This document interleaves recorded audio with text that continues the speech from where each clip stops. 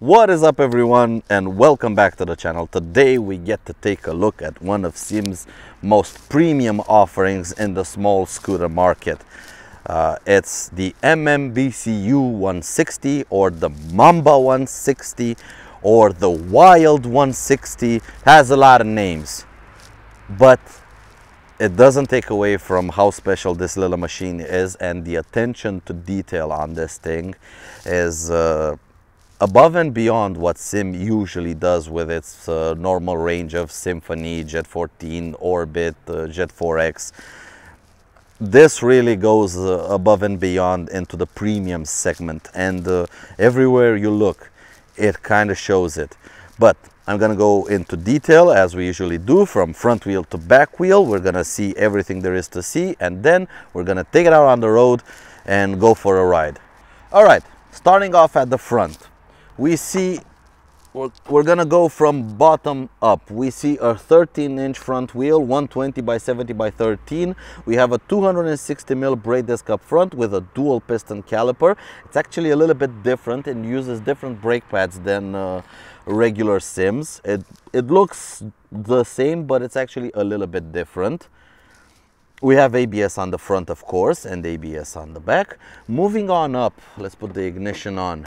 We have our daytime running lights right here. We have our high and low beam here in the middle. It's an interesting look to the face of the scooter, but yeah, it works. We have our turn signal indicators right here with, of course, a clicking noise, because just about all SYMs have a clicking noise, apart from the TL. The TL is the only one that doesn't have a clicking noise. We have a very small windshield up here that I don't see how it's going to be able to be modified by aftermarkets, because the indicators are bolted to it. So we're probably not going to see any options for bigger windscreens on this machine. Moving around to the side, we see the MMBCU writing here. We see a flat floor.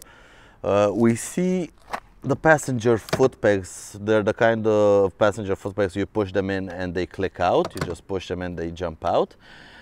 We see the seat is actually quite a little bit flat, which means taller riders can move backwards on the seat and fit on this thing. We have a bit of a footrest right up here, but it's not all that comfortable. It's not made to keep your legs perched up here long periods of time. The engine. We have the engine. It's a 160cc, actually I think it's 158cc, liquid cooled, 15 horsepower and 15 newton meters of torque. And this thing weighs only about 134 kilograms. All the weight is down low. The fuel tank is here. It's 7.4 liters of fuel. We have the same type of rear suspension, but we'll get a better look at it when we move to the other side, as the SYM ADX and the DRG BT, with a single-sided swing arm, 13-inch wheel on the back as well, and a monoshock, a motorcycle style monoshock. This thing should handle like a dream. And also we have up there grab rails for the passenger to hold on to. And one thing that's very hard to see is the finish of the plastic. This thing was inspired by the Mamba snake, and I don't know if you can tell, but there's a certain texture here to the plastic. It shows really well in sunlight, and it kind of looks like a snake skin. And it gives the scooter an interesting look, because all of the colors are pearlescent colors. They change in color depending on what angle you look from, and it's an interesting design choice. Moving around to the back, like I've said, 13-inch rear wheel, single piston brake caliper on the back with a 230 millimeter brake disc, again with ABS. We can see the monoshock suspension in here. There's not a lot of plastic cladding like on the ADX, because this is not intended to be an off-road model. We have our turn signal indicators right here, and our position and brake light up here, and that's how they look. And the turn signal indicators, they are quite visible, and the LEDs are quite strong on this one. But the real trick of this thing is the single-sided swing arm and that rear suspension, and I can talk a lot about it here standing, But we're gonna go into more detail when we get out on the road and ride it, because you truly understand this rear suspension when you ride it. Now the dashboard, let's go through all the details of the dashboard. First of all, we have a completely different switchgear than any other SYM. We have our mirrors, regular style, pretty slim mirrors, kill switch up here, start stop on and off button, so you can turn off the start stop system, engine start button, and it's a one touch style of engine start button. Like you just press it once and the scooter starts itself, just one click. And the scooter starts itself. You don't have to hold your hand on it and let go when you wish to. Next to it is the brake master cylinder, and this is completely different from any other SYM. It looks beautiful with its clear reservoir for the brake fluid, and it really gives the scooter kind of a high-end feel. And these brake master cylinders, both the front and the rear one, are extremely effective. This thing has brakes like almost like no other small SYM in this category. But we're getting ahead of ourselves. Brakes, we'll talk more about that on the test ride. Very nice finish on the handlebar here. Moving down a little bit, we have our USB plug capable of quick charge 3.0. We have a regular key that we can also use to lock this thing so nobody can tamper with the keyhole, and use the back of the key to open it, just like on many other SYMs. You can control a lot of things like opening the seat, opening the fuel door. Seat is there, fuel door is here. This is the fuel door because the fuel tank, like I've said, is under the floor, so we have the fuel door here. We also have a small cubby hole here that acts as a drink holder, and also a luggage hook for your shopping bag. So a lot of standard equipment on this machine. Let's put the ignition on. This is what the dashboard looks like. We have our idiot lights to the sides. We have our rev counter. We have our speedometer. We have our voltmeter. We have our clock. And if we press this button, we go to trip meter, oil, and traction control on and off. Units, so we can change from miles to kilometers, and total kilometers. Moving on to the left hand side of the handlebar, we have our high and low beam, we have our passing light, we have our horn, pretty strong horn on this one, we have our turn signal indicators, and we have our hazard lights. Let's take a look at the under seat storage. We open it from the key, we move it up, and we can see it's actually pretty big. The rear part isn't all that deep, so you're not gonna fit two helmets in it. The front part can fit a helmet, but it's extremely wide. It's extremely wide, it's extremely long. It's a huge underseat storage space considering the size of the machine. Also, the battery is in an interesting place. You have to take off the luggage box, and the battery is a very small and interesting unit that's right here. This is a cutout for the battery, so it lives right here in front. Again, moving it from the back here, which was a little bit high, moving it on down to lower the center of gravity of the machine. So that's all the details on the SYM MAMBA, the MMBCU. In terms of riding position, well, I fit on it just fine. I can almost flat foot the thing, but it has so much weight down low that you basically, it's a toy. It feels super light, a lot lighter than the 134 kilogram suggested weight is, but where it really shines is out on the open road. You have room on it. The floor space is quite huge for the size of the scooter. Because of the flat seat, you can move yourself really back on it and stretch your legs and still reach the handlebars, or you can sit in the normal riding position. It gives you a lot of options. But like I've said, I'm eager to take this thing out on the road. I'm eager to test out this 160cc liquid cooled engine. So yeah, let's not wait any longer. Kill switch. Let's go. Whee! Finally riding the Mamba, the MMBCU, the Wild 160. Call it whatever you like. It's the same scooter, and it's one of SYM's most premium offerings. And well, as soon as you get on it, it feels special. Everything from the way the dashboard looks, what you get to see when you ride it, the way the engine sound, the way the engine feels through the transmission, the way the transmission sends power to the wheel, everything is so smooth and refined. The engine sound is nice and docile and civilized, and yet powerful in a way. And the transmission, now this is a brand new model, but at least now it feels very smooth and very linear in the way it applies power to the rear wheel. And it has a decent amount of power to send to the rear wheel. Because this is SYM's 158cc liquid cooled motor. It's the same engine that's in the DRGBT, and you know, it feels it. And actually this scooter, the Mamba, is based a lot on the DRGBT, because it uses the same suspension, similar frame, a little bit different, but similar frame, same suspension, same engine, and you know, it kind of feels it. Whereas you would say, SYM would tell you the DRG is the sporty version and this is more of the city stylish version. This is still sporty, because using just about the same components is still just as sporty. And once you get it out in traffic, you can instantly feel the added power compared to any other 125cc.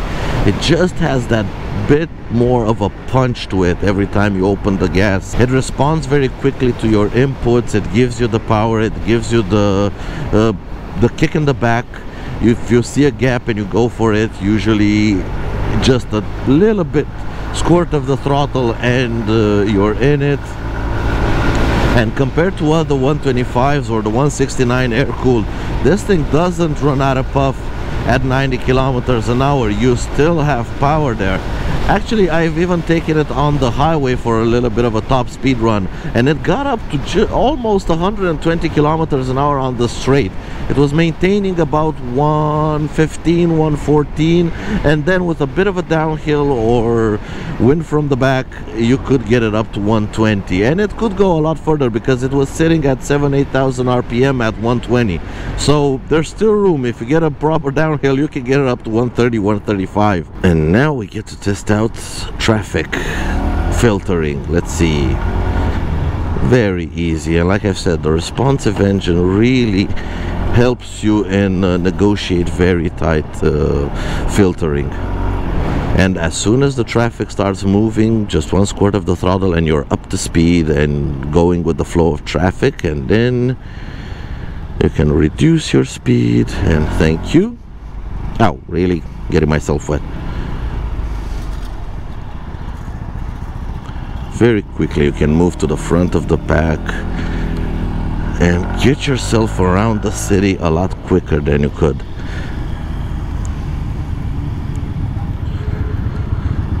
And also you have the courage to really push this thing, because with full front and rear ABS and traction control, you have electronic nannies keeping everything in check. You can open up the throttle and let the traction control take care of it in case you find a slippery patch. And now at a stoplight, the engine is gonna shut down, because we do have the auto start stop feature. You can turn it off by pressing this button, but we can see the light flashing there. That means the scooter is not broken. It's actually in its start stop mode. So as soon as the light is going to turn green, I'm just going to twist the throttle, the engine will start up and it will start moving. Now normally I've tried these systems on 125cc scooters, and they are a little bit sluggish to get off the line, because they don't have that punch off the line, and you have to wait for the engine to start up and then for it to start moving. But this thing feels a lot better. I mean, we can try it out here. Engine is off. We'll see when all of the pedestrians are done crossing. I'm gonna go straight to full throttle. Here we go, open space, full throttle in 3, 2, 1, go. It's quicker than the ADX, and we're instantly up to 60-70 kilometers an hour, already breaking the speed limit. So let's use the beautiful brakes that it has and slow it back down once again for a traffic light. But it's quicker off the mark than the ADX. It's definitely a lot quicker off the mark than stuff like the D-Lite that I tested that had something like 8 or 9 horsepower. That thing was very sluggish with its start-stop system. It took about 1 or 2 seconds for it to actually get moving. The ADX is a little bit quicker than that, but still feels sluggish. Might be the fact that it's actually a little bit heavier than this thing is, about 20 kilograms heavier. But this is a scooter where I would actually leave the system on, because it gets moving. Once you twist on the throttle, it almost gets moving instantly. At least it gets moving. Brakes. At least it gets moving fast enough where it's not a nuisance. Now coming to the brakes, because we did have to. Now coming to the brakes, since I tested them stopping here, these master cylinders are absolutely gorgeous. I mean, I think the pumps are also different from regular SYMs, but these reservoirs, motorcycle style reservoirs with their smoked transparent screens, these are actually quite pretty and really tie in the design completely. What I would have liked maybe to tie in the design was some caps in this color for the screws and not have exposed screws, but I'm nitpicking a little bit.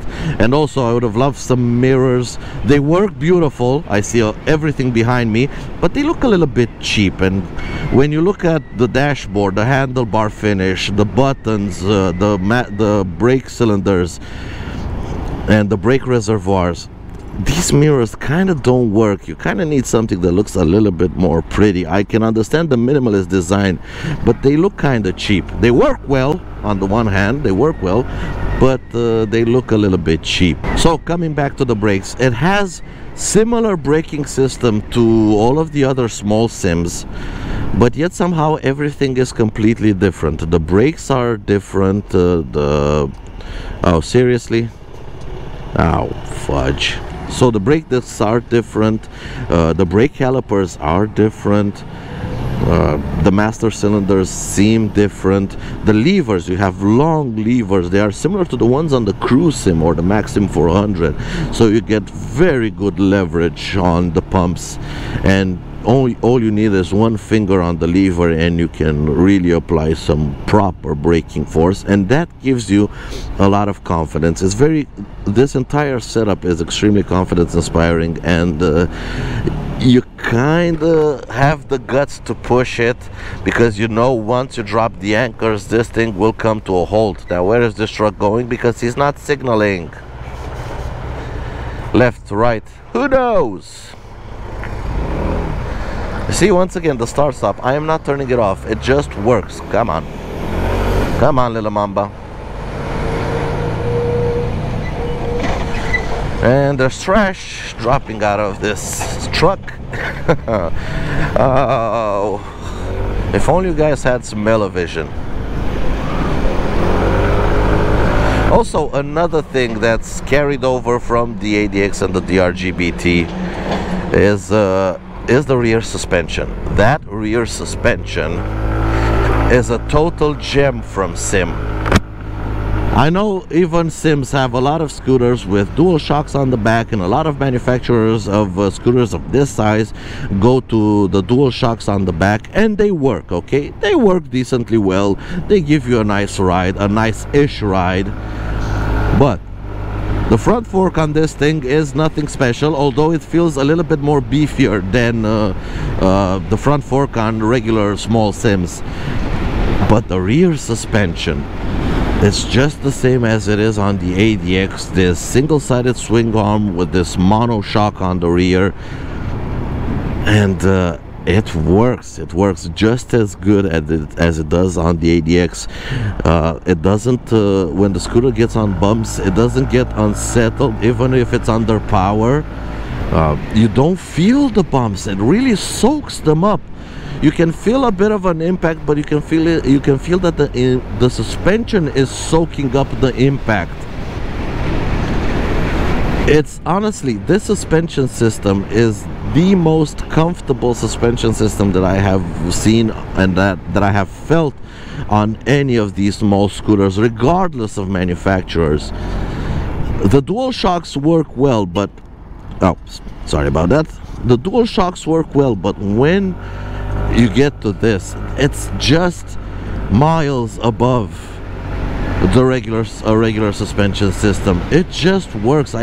With this thing, I don't mind the bumps. I can take the bumps, no issue, and you can see even in my voice that it's not my voice is not trembling from the shock, from the impacts of the bumps.